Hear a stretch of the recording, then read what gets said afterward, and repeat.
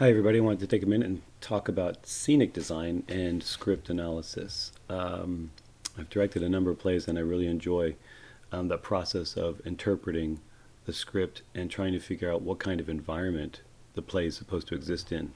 A lot of things come into play when we're working with different texts. Sometimes the play is historical. It comes from a particular period in time, like a Shakespearean play or a Greek play or a neoclassic play, or a play from the 1940s and 50s, or nowadays even the 70s and 80s and 90s. Those can become period plays because they require special attention to detail in the design and the world of the play because they are different from our contemporary times. But regardless, the scenic design always has to function and serve the play and serve the action of the play. And by the action, I'm talking about the things that happen, not only just with movement on stage. You know, we've got characters moving and pursuing other characters, or negotiating furniture, sitting, standing, going to a kitchen sink, but the action that the character fulfills by committing to what the character wants. What's the character's drive, motivation, overall arc? So as you examine the blueprint of a character, what you start to discover what a character wants. So when we talk about scenic design, we say that the scenic designer blocks the play. Blocking, some of you already know, is essentially the movement of the actors on stage. And where you put a table, where you put a chair, affects how an actor moves on the stage. They have to go around it, they can sit on it, they have to jump over it, they may be going underneath it, but it's an architectural object around which, on which, and through which an actor has to negotiate and work with. So there's my point, that the scenic designer essentially blocks a play. So when I'm interpreting a play and trying to figure it out, I'm often having these interesting negotiations with the scenic designer about where furniture is, what it is, how big it is, because I know in the end it will profoundly affect the motion of the actors and in many ways the overall feel of the play and how an audience receives it. All right, let's look at the picture. This is from The Importance of Being Earnest, and it's an older play. It's a comedy, and it takes place in a few different locations. It was in what's called a thrust configuration. Here I'm flipping it back and forth. There's a black curtain that opened up and showed a bookcase. So here we're outside or inside, and then we can go to like an outside garden, so the interior is seen through this window. And there's flowers and plants and things that popped up as well when the curtains are revealed. But up in the corners, they actually hung these simple wood structures that were painted and cut and shaped, very lightweight, but very effective because they rounded out the space. They put an edge to the whole space. The audience sat on three sides, left, right, and of course from our point of view here. I'm going to go pretty fast through a whole bunch of scenic designs just to share with you how they might have come to be. But you can see the furniture is different too. Two different scenes, same floor. Well, they didn't move the carpet, didn't they? Let's have a look at this production of Rosencrantz and Guildenstern Are Dead by Tom Stoppard. Wonderful play. There's two very famous characters in the play Hamlet by William Shakespeare, and their names are Rosencrantz and Guildenstern.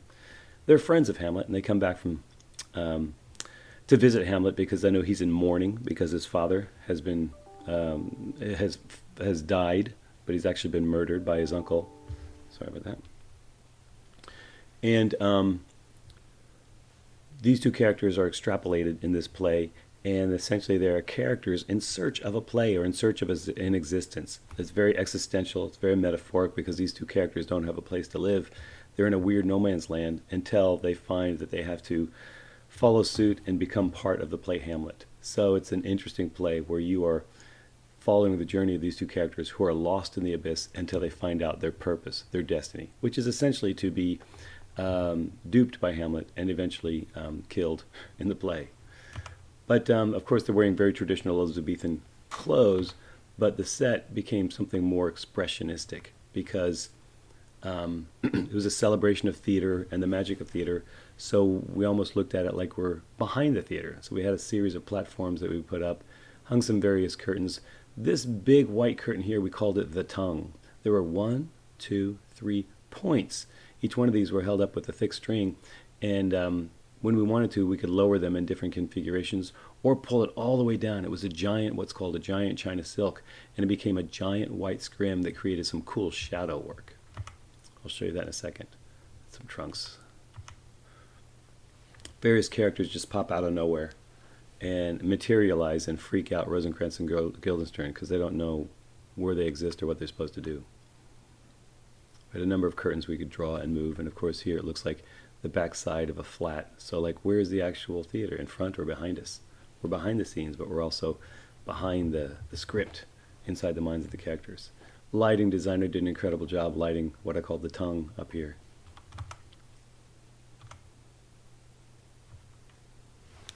This is a dumb show by the players.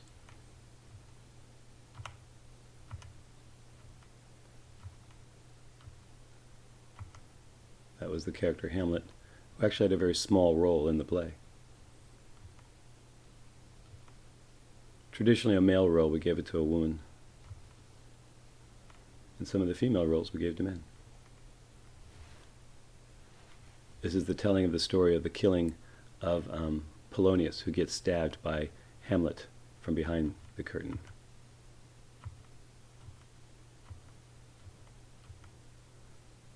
Two masked characters representing Rosencrantz and Guildenstern echo them. They're kind of in denial of their destiny. Well, there's the curtain that got dropped, and we did some shadow work with it.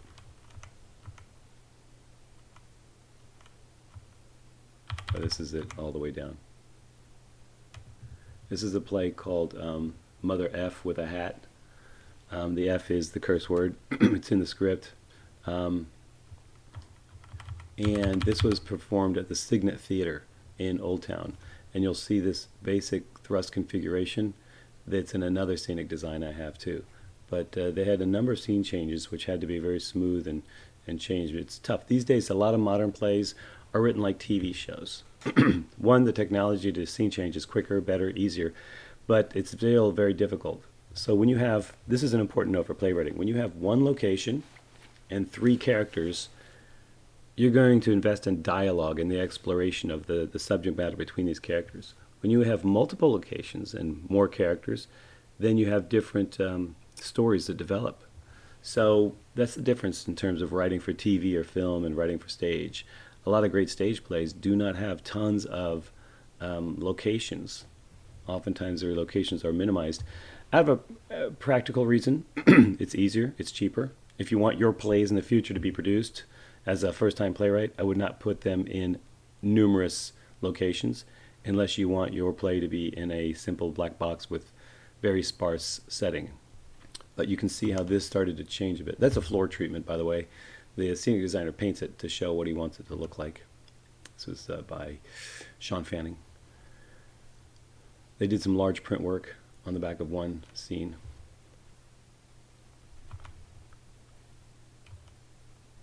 See the change between two different scenes when they bring out the furniture and peel back a door. All of these things were kind of doors and flippers that could open up and reveal different looks at different times and change color of the stage. All right. This is a production of Richard III by William Shakespeare, which was never produced.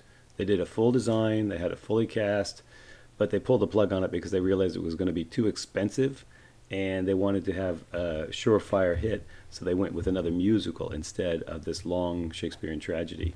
So there was an issue of money. So all the artists got paid, but the show was never completed. They chose to do scaffolding. So you think of Shakespeare, it's like, oh, it's going to be traditional. It's going to be in Elizabethan clothes. It's going to look like a Tudor stage or an environment. Well, this was done in a very contemporary way. The concept was very modern, scaffolding, but the feel of it, the lines, very gothic, very dark, very dangerous. We're going to use all these large plastic pieces and spill them full of paint and blood when they needed to. These are models. These are actual models that we'll build. And as the play progresses, there was going to be more blood on the walls. Gloucester, Richard III in England, was known to have killed many people to assume power. That's kind of an interesting look at something that was never produced and how they cultivated it. You can still see here the Signet stage frame. It's a play I directed for Signet Theater years ago. It's called Shakespeare's R&J by Joe Calarco, and it's about 4 young boys going to a private Catholic school, and they pick up Midsummer Night's Dream. No. They pick up Romeo and Juliet, duh. And they start to read the play, play out the roles, and they kind of explore their expanding mind and their growing awareness of their own bodies and their own sexuality. So they're going through puberty and they're reading this, but it's an all-boys school. So the designer gave me this idea of having ramps on the set. And I thought, well, there's going to be a lot of movement. There's going to be some stage combat. And I feel like we need to have higher levels in the back than the front. So we had multiple conversations back and forth about this set design and how it was going to come to fruition. I liked this, but I didn't think it was serving the play the way I was going to envision it. I thought there was going to be some things in the way, which meant as I was reading the play and seeing the movement in my mind as best I could, I knew that some of this was going to get in the way. It was going to lock me into certain stage pictures all the time. Now, the other approach is as a director, hey, just go with it and create different stage pictures. But I knew, dare I say, from experience, that working with this line and these levels, there are other stage pictures I wanted that I wasn't going to be able to get. So I kept talking and chatting with the designer. He came up with this idea, which opened it up a bit more for me because I realized less design and more neutrality with the lines. But this started to feel a bit too much like an Italian restaurant. And not to be derogatory, negative, but I knew I wanted to have more of a classroom feel. The idea is that they're in the basement of a old school or maybe the basement of an old church, so it could be stone or brick. But the overall feel was romantic. It was very much Romeo and Juliet, but I thought it would take me further into the place of Romeo and Juliet rather than into the place of these young boys exploring the play at school and let the lighting do this. I love it, but it was too much like a restaurant. So he did these renderings, by the way, these three-dimensional renderings, and I think a program called SketchUp. A lot of people use SketchUp. Designers will do mock-ups. And he kept working on it, and this turned out to be more of a castle because we're definitely going for that feel of Romeo and Juliet. But again, it was too much like Romeo and Juliet and not enough like the school. We started to settle in on a few things. Okay, well, maybe we'll put more school junk there, that they could use props and items so it looks like the storage place of the basement of an old school. And he was going to add some ceiling support struts, things like that. And then it was just going to open the space. I think the the designer might have wanted a little bit more here, but I knew that this was going to give me lots of dimensionality and playing space. So I wasn't locked into a series of platforms that cultivated stage pictures, but I could use 2 chairs, 1 chair, 3 chairs, and have different levels. We kept talking about it, and eventually we came up with this kind of idea based on some found photographs we had. So he still went with this platform idea. We pulled back on that a little bit, but we put a couple of windows to kind of suggest that we were in the basement and light could come in. It's a cross on the wall, very powerful symbol. It's a part of the play, a chalkboard. And then the cross beams. I don't think we went with the cross beams as a cross, and we might have just gone with one, but we did have a practical lamp that hung. And then we talked about the color. It's like, oh, is it a yellow basement? And it's like, well, it's Romeo and Juliet. Maybe it's more passionate. So we played around with those things.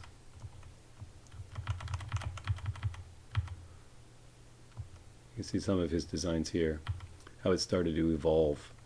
And the reason I'm sharing this is because in the process of interpreting scripts, directors and designers won't lock onto one thing, but it becomes, if it's healthy, a nice negotiation of what it's going to be. Matter of fact, this was where was it? I think this was the original school design. This. And then I ended up putting the cross on the wall like that, and then changing the color and going red. So the scenic designer pulled off this window, the space, the chalkboard and lamp, and kind of went with that and turned it into this. Now, then he made a model. We were ready to go ahead and commit to a model because then we're going to commit to a build. Let's see where those, and here's the actual model of that set.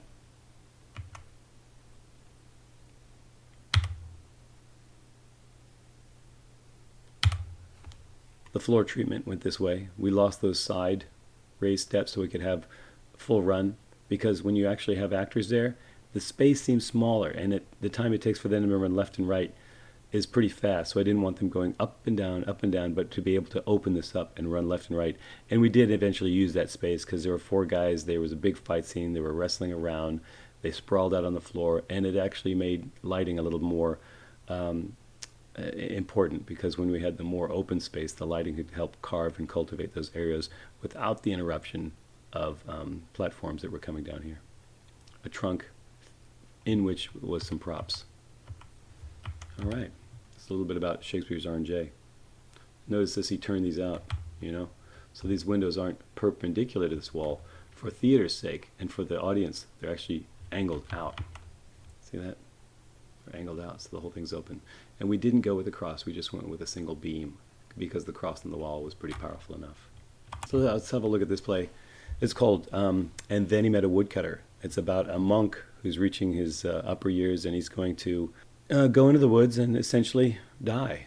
And it's a very philosophical play, a Buddhist play, and a bit of a no play in some ways, as you can see the structure of this. Anybody who knows no knows that there's often a ramp. I forget the name of it. There's official titles for all these ritual aspects of no theater, and there's often a bow tree in the back. And we put a sparse environment. This design was by Chris Clark. He meets a samurai in the woods, and they fight, and the samurai needs to learn a lesson from the monk, and the monk also has something to learn from the samurai. A little bit of a fight scene. And they have philosophy. And then this woodcutter continues to visit the monk. But the woodcutter is a symbol for death. And he carries a big axe. And they drink tea and talk about life and philosophy. There are various ghosts that roam in the woods, and they come around. The lighting changes, but it's still a very open set.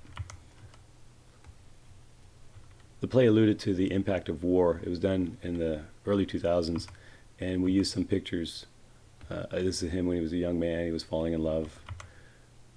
At one point, we pull a piece of the stage up, and there's a tray of water, and light is underneath it. So when he touches the water, the ripples move on his face. It's a very nice effect. As a woman who's lost her son, she's suicidal, she goes to the woods. He stops her, he talks to her, talks about war. She has a monologue about war, and we had some pictures that were coming from the war in the early 2000s. Here we did some shadow art. This was rigged and it fell down. She talks about a time she danced with her grandmother. So she's old now, although she was a young actress, and it was a young woman playing her grandmother in the back, and they danced together.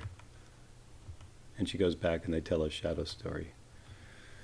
And she talks about how she needs to bury her son. So in a symbolic gesture, they pick up this blue curtain they pull down from the ceiling, and they walk it over as if they're going to bury it. They put it down. It eventually becomes a spring of water, and everybody drinks from it. Very powerful symbol.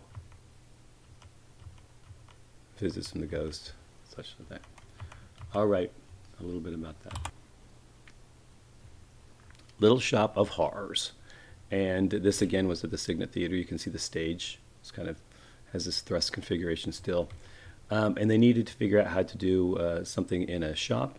This is a musical, by the way, so musical designs are different than straight plays.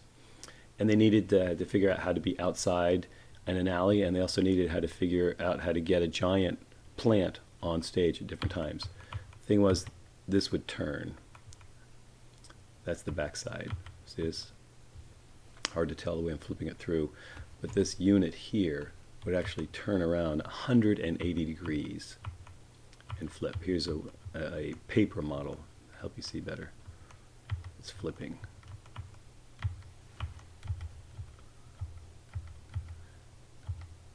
It's a great model.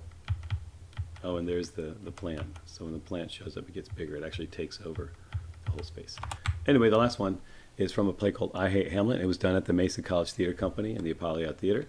And this was done on SketchUp. So it was based on some drawings and sketches, and we started to piece things together, borrowing furniture pieces in the design. This is before we had anything built. We just had a concept. Have a look at this. So the success of this, I think, was the sketches on the floor plan that went into implementation, and then eventually you can look at the top and the side. You can move this three-dimensional model around. We hung a chandelier. Eventually, we did it on the stage. So this is how it manifested itself. We actually had a landing, a couple of French doors, another hallway, and over here, a landing, French doors, and a hallway, and an archway. It all kind of worked out. Very simple, very cheap, It didn't get a chance to do much with the floor, but we turned it into an old apartment. Lighting has an impact on it too. It's a woman, she's dancing with a ghost. This is from the musical Cabaret, again at the Scenic Theater. You can see they still have that thrust configuration. And Sean Fanning, the designer, again did an incredible job putting in these steps and designing this sign, Cabaret. It's half broken and dilapidated. With his little models, he's showing where the different actors can position themselves for moments. And here, life is beautiful. It's a big quote in the play. Life is beautiful. This is called a rendering. He did this in Illustrator and Photoshop, and the scenic painter, or they call him the charge artist, painted it to look almost exactly like that in real life. It's quite amazing. A front elevation, as they call it, a front elevation. Treatments on the walls with notes. All right, so a bit about Cabaret. Oh, this is the actual floor plan drawing. So you can see when a technical director gets a drawing, they can see all this stuff. They had to squeeze piano and instrument, all the different drum kit, the bassist. So if you're going to have a musical, you got to figure out where you're going to put the band. And you want them to have optimum sound for the audience and the actors. So that's always an issue. And then there are sound concerns. And I think this was the sound chart. They're trying to figure out where we're going to place speakers in the theater to maximize sound. All right, that's a little bit about scenic design and the interpretive process. I hope you enjoyed that. There's a lot to learn, but know this, that it all comes from interpreting the script, trying to understand the character motivations, trying to understand the theme and message of the play, trying to glean any symbols and metaphors and messages in the play that might manifest themselves in a design. Most of these designs were kind of realistic. There's another world of designs which are much more expressionistic and symbolic and suggestive. And there are tons and tons of photos out there. I invite everybody to check out just a generic search on your search engine to say scenic design and see all the different kinds of ways that people cultivate scenic design and interpret scripts. Maybe look at one script like Oedipus Rex from the ancient Greeks and see all the different styles of production.